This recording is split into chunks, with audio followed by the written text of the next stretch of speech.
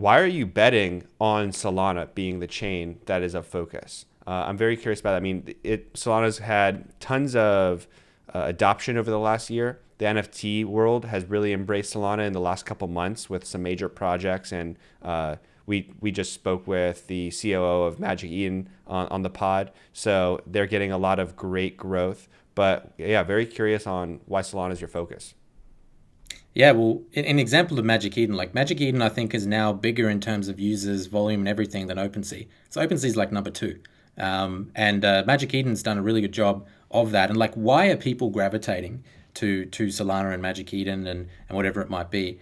I think there's a couple reasons. Like number one, a lot of the people that come into the DeFi world and the NFT world, like this is their first experience with crypto, and maybe they haven't used other stuff. So firstly, like you have a lot of new users coming in that have no reference.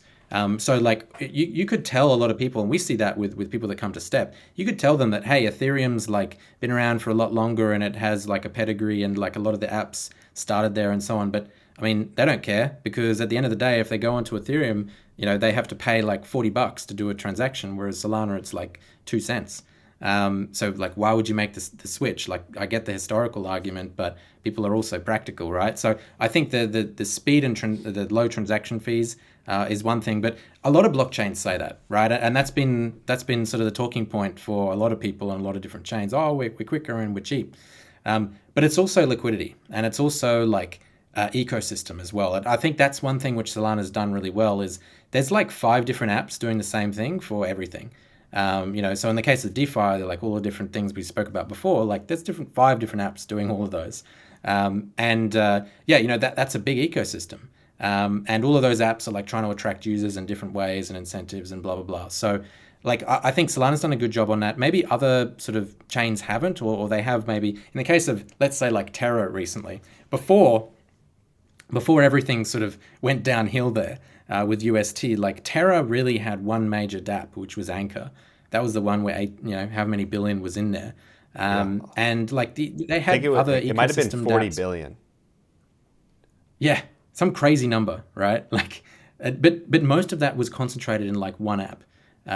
So that would be an example of an ecosystem that sure, like it exists and it's growing, but it's nowhere near as developed as say Solana.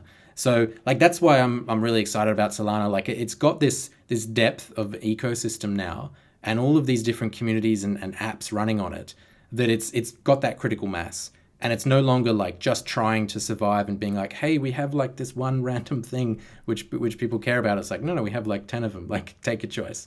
Yeah. And What I think there's a lot of reasons. Like maybe it's devs. There's a lot of devs starting. There's a lot of resources on learning how to get started. Stuff like that. Maybe that's a contributing factor.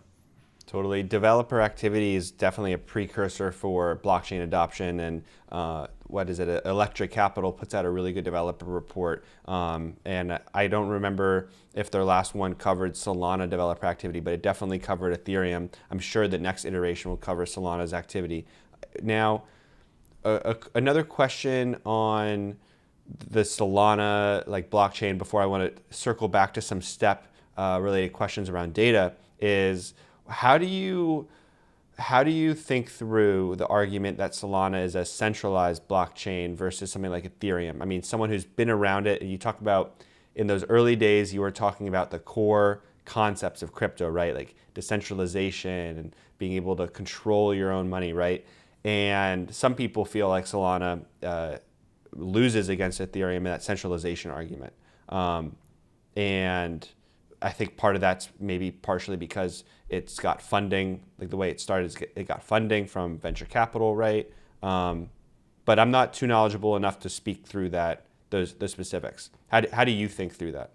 Yeah, well, I think firstly, like people say things, but they often don't know what the words that they're saying means. Like, what does decentralization mean, right?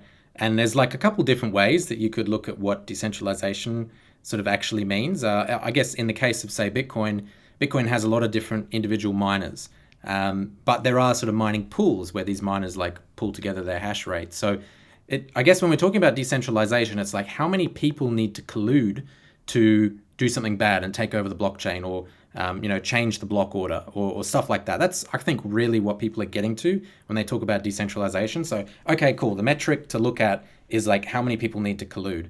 There's actually a technical word for this. I think it's like the Nakamoto coefficient. If you Google that, people listening can go and read up on what that is. But essentially, it's exactly that. It's how many people need to collude.